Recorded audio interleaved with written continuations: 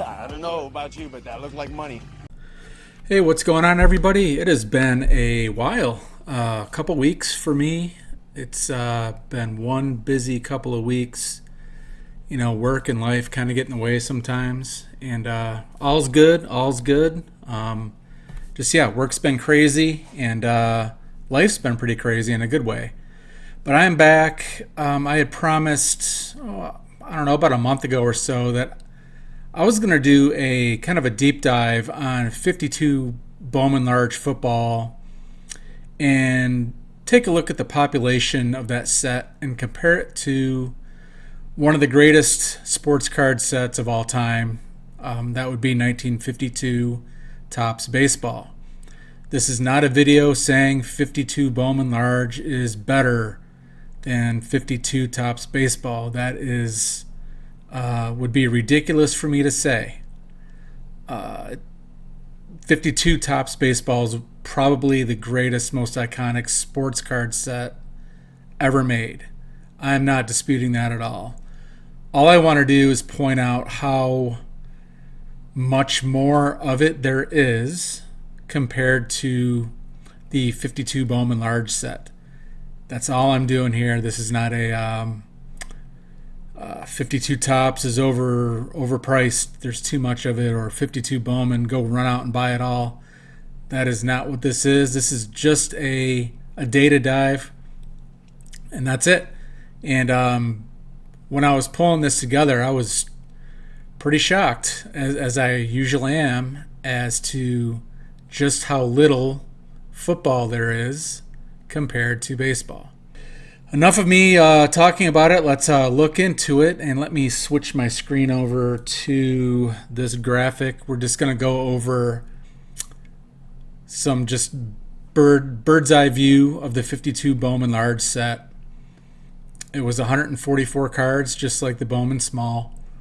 They're identical, the Bowman Small and the Bowman Large, except for the size of them.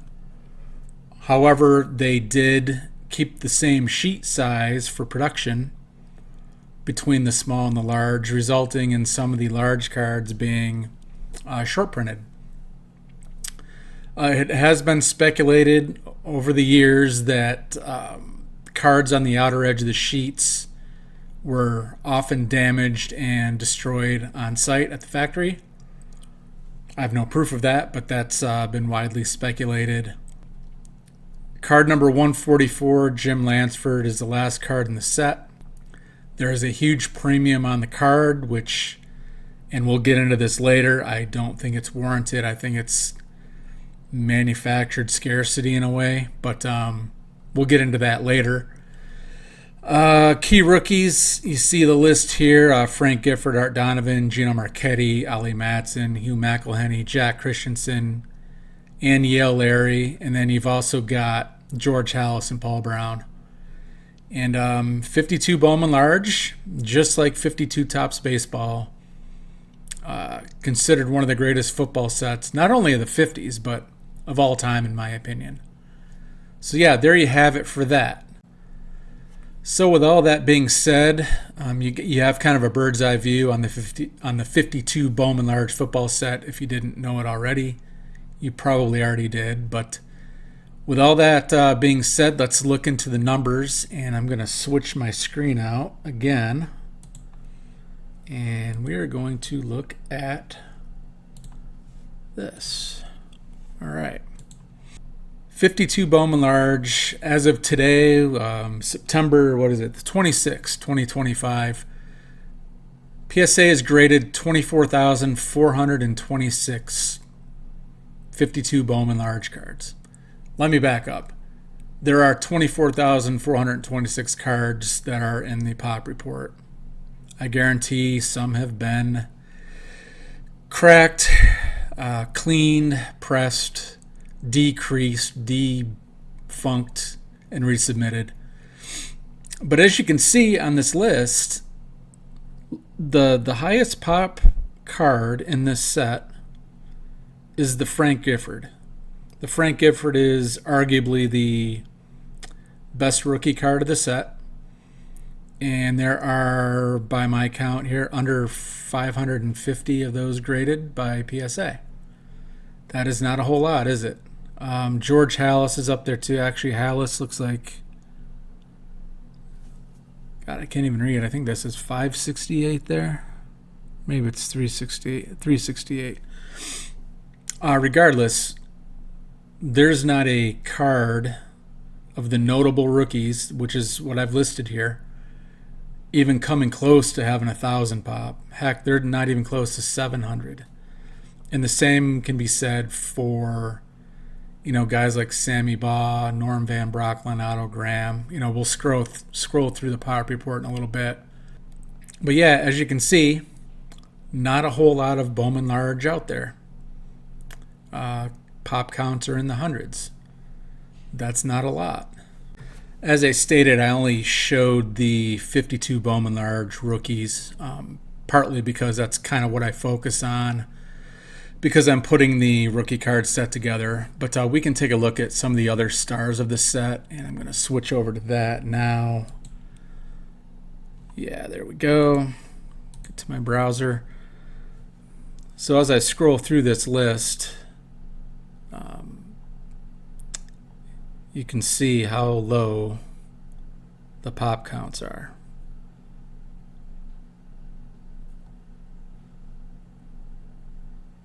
Sammy Baugh right here, card number 30. He's just over 300 total. Emlyn Tunnell, 230. And most of those are off center because I cannot find one centered. Art Donovan, Halas was at 368, so he's just over 400. But yeah, you kind of get the point. They're the pops are in the 300 range for most of them, if not lower. Who's this? Jack Christensen, rookie. Bob Waterfield is just over 200. And here's the Jim Lansford, which is, his cards are priced in a way that you would think there were maybe 100 of them out there, or I should say a lot less of them than the others. But this is a Pop 204. Now, granted, some have probably been cracked and resubbed, but it's not as scarce as one would think based on the price of his card. So let me close this out real quick. Let's get back to this. I'm going to go back to the presentation, and we're going to flip this over to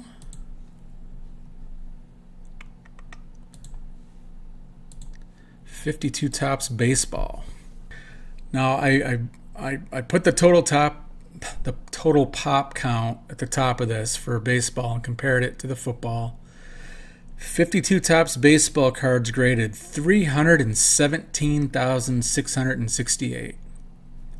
That's a lot, but let's keep in mind that this was a 407 card set, which is almost 3 times the size of Bowman Large football. However, baseball has about 4.5 times the PSA pop. When I did the math and then adjusted for the set size difference, it came out to about 4.5x.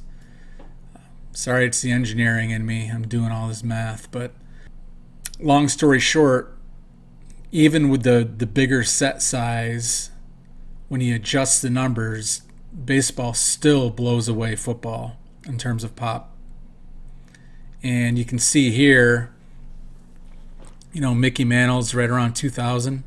I took what I thought were the 10 most notable cards from 52 Topps. You can mix and match these, and I'll scroll through the PSA pop report with you here in a minute. But there's an underlying theme. There are a lot more of these floating around than there are football.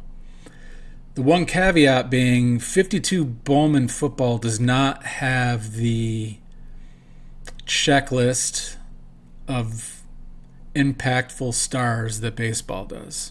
I'm going to say that right now. 52 Tops has that horsepower in it. You know, it's got the Mantle and the Mays, two of the greatest baseball players of all time in this set. Rookie cards, I mean, people do consider them rookies, even though I'd say it's 51 Bowman for each, but that's a different story for another video that I probably won't do because that's probably been beaten to death. Anyway, yeah, you scroll through this list. Another popular card, the Jackie Robinson, you know, just under 2,000. Eddie Matthews, which is the last card in the set, there's a pop of under 1,000 of that. Now, that's very, very low for baseball. That is a big-time card, as is the Hoyt Wilhelm, which I have listed a few rows down. And then I added the Warren Spahn to go along with the Bill Dickey, the Yogi Berra, the Roy Campanella, you know, the big names at the time. Yeah, it's 52 Tops baseball has more, that's for sure. It's not as drastic in most cases, I don't think. I expected there to be, you know, 7 to 8 times as much, and in some cases it is, but I don't know. The numbers aren't as drastic, I guess is the word, or the gap isn't as big as I thought. But then again, as I'm talking through this, when you're talking 2,000 pop count to 200, that's a 10x difference. That's actually kind of crazy, and that math doesn't math really up there. But regardless, a lot more 52 Tops baseball out there, but the demand for the set, the demand for the cards in the set far outweigh the demand of the set and the cards of the set of 1952 Bowman Large.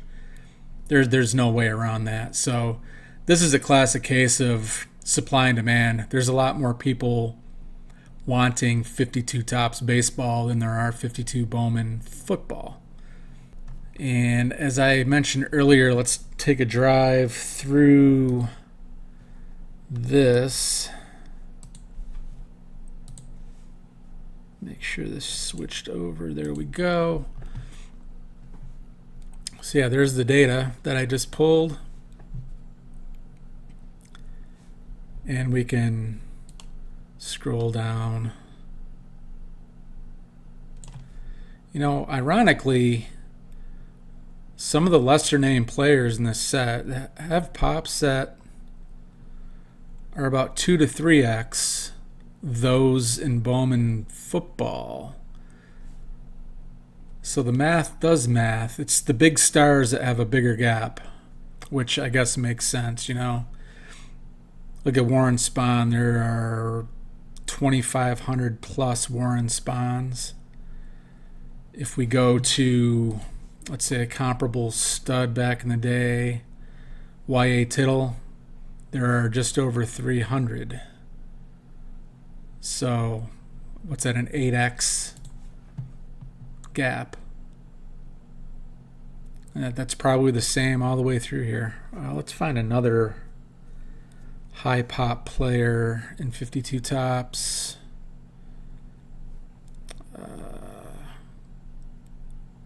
It's got to be an easier way to do this. Red Schoendienst, what's that, 1,300. I want somebody comparable to Sammy Baugh. Hang with me. I would play some music if I had any. A lot of mine's on vinyl. All right, this is a futile effort, isn't it? Let's do this. Let's do one of my favorite pitchers, Bob Feller. I think that's a good comp to Sammy Baugh. Bob Feller has about 2,400 52 Tops graded by PSA. Sammy Baugh, which I think is card number 30. Yep. Has a little over 300. So, again, 8x. A lot more Bob Fellers than Sammy Baughs. But I think you all knew this already, that Football is minute in quantity compared to baseball. That is for sure. Let me get back to this. So yeah, probably no surprises for you. Honestly, anybody who's collecting vintage football for any period of time knows that the quantities are much less than there are for comparable baseball sets. It is what it is. More people collected them back then. It was a moneymaker for Topps and Bowman. Football really wasn't. Football didn't get to be America's game until the '60s, and then it really blossomed once they made the game soft. I mean, the game is soft now, and that started, to me, the Mel Blount rule, where passing offenses opened up, the game exploded in popularity. So, but back to the point of the video, 52 Bowman Large football, there is not a lot of it out there. There's not a lot of centered copies of it out there.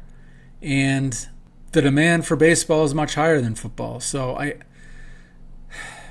don't want to say 52 Bowman Large is scarce by any means, because it's not. But if there's ever an uptick in demand for it, or other sets of the 50s, it'll dry up pretty quick, just because there isn't a whole lot of it out there. When you're talking 300 copies of a superstar like Sammy Baugh, which this happens to be his last playing days card as well, that's not a lot. And there's a lot of demand for players like him. Autogram's another one, right around the same population number. So yeah, I guess this video was just to kind of put pen to paper, so to speak, and put it on a screen that you can see the data side by side, so to speak. So anyway, I love doing these. I'm going to do more. There's a lot of sets I want to do. I honestly want to do it's kind of weird, but a 65 Topps Tall Boy set versus 52 Topps. Just because the generation gap, we're talking 13 years. But there are a lot of short prints in that 65 set. And I really want to compare them, even though they're different eras. It'd still be kind of fun to look at the numbers and see how scarce it is, if it is even scarce at all, right? Anyway, thanks for hanging out. Sorry it's been a couple weeks. Life's settling down right now. Got a live stream tonight. Don't forget to check that out. That'll be at 8 o'clock Eastern.